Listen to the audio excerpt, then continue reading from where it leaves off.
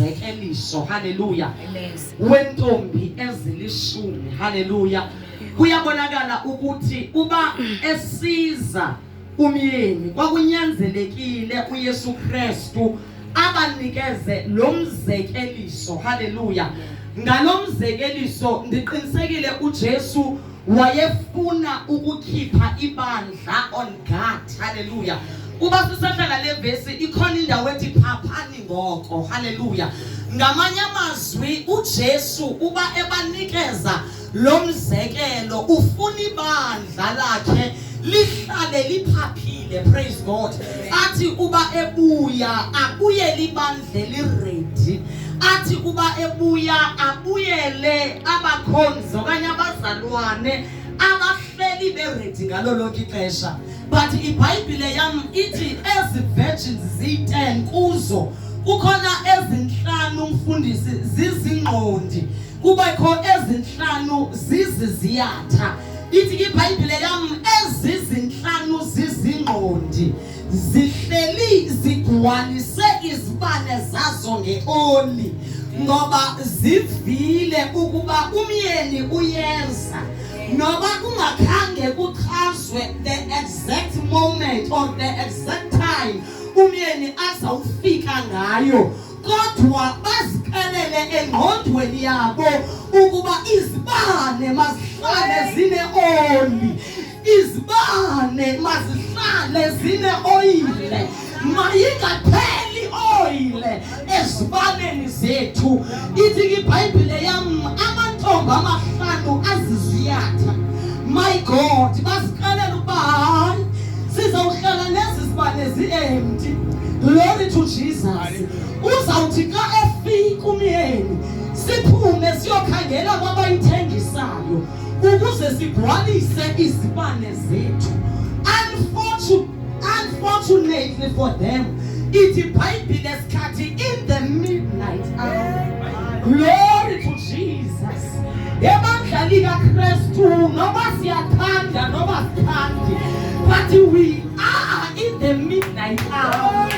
Uyathanda uthandi, zonke izinto ezenzeka ngaphandle ziyasilelela uba kuxeshaphi ngoku. Ziyasilatisela the time that we are living in. Glory to God.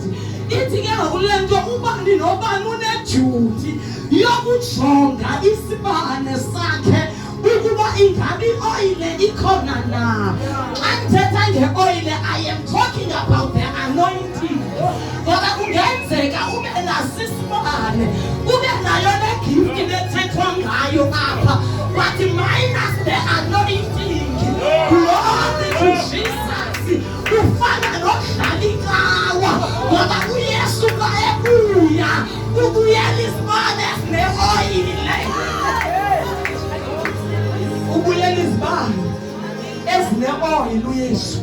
Namhlanje phambi koba sigoduke ndifuna ukuthi khawujonge isibane sakho, khawenze i-self-introspection, ujonge uba i-oyile ingabi khona lesibaneni.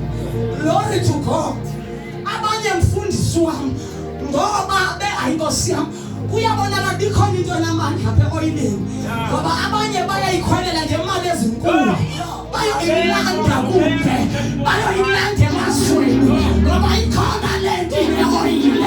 There is something significant about the oil in the house of the Lord. Glory to God. Kwathi masincede uThixo, makancede ibandla uJehova, singayinkosi nami siyifune le oyile ngomnikazi wayo, ngoba inomnikazi wayo, igama lakhe nguKristu Yesu. Inomnikazi wayo uKristu Yesu, futhi kabuye uYesu ubuye abazibane zabo zine-oyile. Akhathaliseki noba mamuphi ushumayela kangakanani, kodwa isibane asina-oyile. Woe unto you, woe unto you, woe unto you. Noba ungashumayela, noba ungahlabelela, woe unto you. Jesus Christ is coming back. Ubuyela ibandla eline-oyile, eline ayintambiso yenyoka, ayintambiso kaNqama, ayintambiso yencikilishe, but the genuine anointing of Christ. Nalo ibanga elibuyelwa inkosi uJesu, uyabuya uYesu. Ndizothi this is the midnight hour. Sikhathi, we are in the midnight hour. Siyazibona zonke izinto ziyasicela asothuki. Ebasalone into zenzekayo thina noma urhulumente ngothuki, kodwa thina siyayazi uba uxeshaphi. Futhi le nto yenzekayo isenza sithi deep down sibe ngathi siyangena kwi-prayer closet, ngoba yathiwa inemfundisi ikwithiyoloji and fastheology, ayathiwa inebanga isemathonweni ubusizibale fane sine-oil. Let us go deep in prayer. Masibe ngathi qiniseka ukungena emthandazweni, ngoba yathiwa ithi iBhayibhile uYesu, my God, wayentabeni yeminqumo. Xa yafika entabeni yeminqumo wayeyothandaza. Praise the Lord. Kuyabonakala uba uYesu yayindawo yakhe le awayelanda kuyi-oyili, ngoba khona sisiva ngendaba yeminqumo umthandazo awushiyeki. Always kukhankanywa indaba yeminqumo ilandelwa iprayer.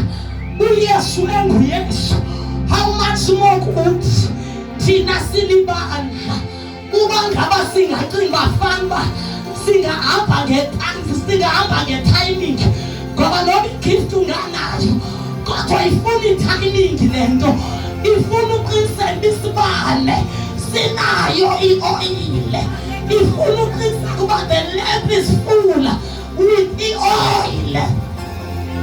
Glory to God.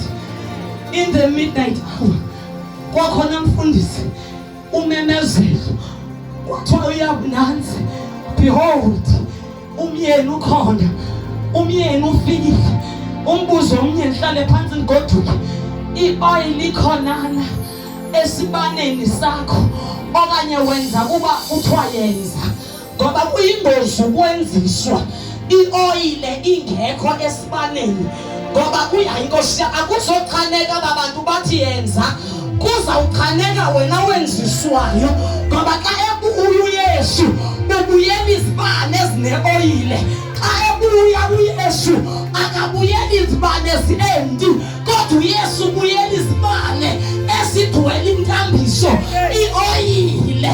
Glory to God. The reason why umfundisi ebuqinisela ubungcwele kungekuba apho isono sifumaneka khona, there won't be any anointing. Unobangela uba bayoyithwalela intambiso kungoba bashumela oziphi bebawavulile, yonke ezinye intambiso ingabikho, kodwa wathi waqalwa baphilwa ngcwele, abantu bakakuhle, intambiso iyalibuyela ibandla likaKristu kuye kuyothwalwa to operate the genuine anointing of the living God in the church of God. uThixo wethu, we are in the midnight hour. Jesus Christ is coming. Asisashumayeleli na ukungconywa nakuthanda, ngoba ixesha elixesha ntanga ndithanda nditapukele uba ndibheke ezulwini kulungile, ngoba ayincedi into othandwa nguwe ndibe ndisiye sihogweni. Eli ixesha bazalwane, we are in the midnight hour as the church of the living God.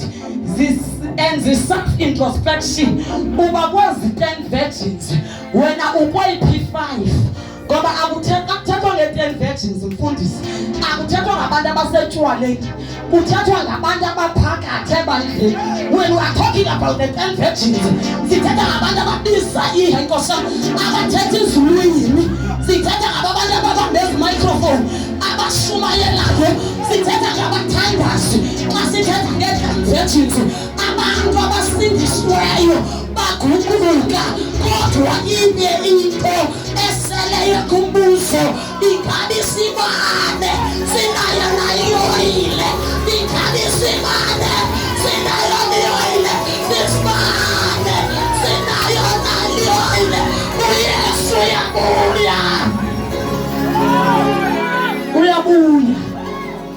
uyesu 10 virgins ndim nawe inside the church ngoba inkosi yami ithi iBhayibheli abangakholwayo mfundisi unkorekise sebegwetyiwe uyesu akabuyeli bayedwa ubuyela thina uyesu oyena muntu ambuyelayo uyesu ndim nawe thina bantu sebengaphakathi ithi lento we must check our lamps kungoma endiyithandayo eculwa ngabantwana bamphekrishi ethi give me oil in my lamp, keep it burning till my savior come.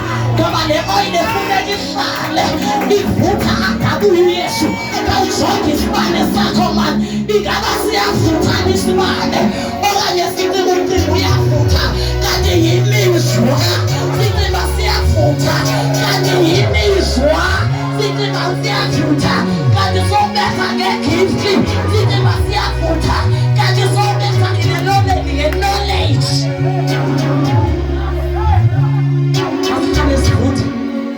isibane ade abuye uyesu. Glory to God. We are in the midnight hour. Uthe midnight hour umongcwele uthi ibandla likaKristu you are in the midnight hour. Uba awufuni uyazi loo nto uzawubheka ezogwini ubuyixelelwe uba kuxeshaphi ngoku angayi inkosi ujesu lingakhala nakusasa ixilongo lokubuya kukayesu. Check your lamp ebusuku sigoduka khawukhangela isibane sakho ingaba isibane sakho sine oyile na ungalali ngexesha kanti isibane sina oyile alala amantombi amahlanu azimonto ngoba ayesazi uba isibane sigwele oyile ungalinganisa abantu abane oyile ungena oyile ungahambi nabantu abane oyile uhambe ngathi ule oyile ungenayo lixesha le-self introspection ungaziphathi ungabona abantu belila ulile nawe yenza i-self introspection uthi bawo angabuye uyesu isibane sami si-empty.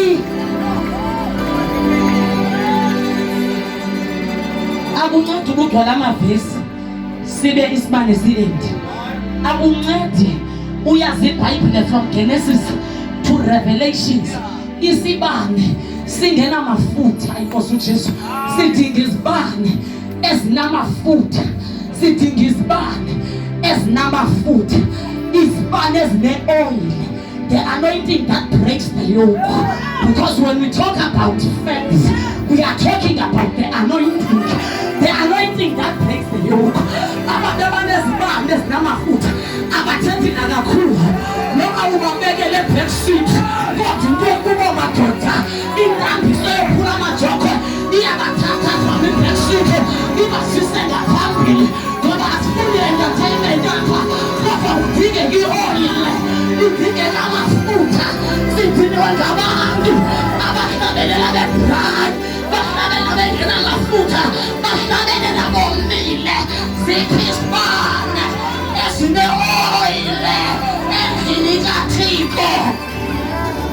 Asiphakameni sibeke ngezinyawo.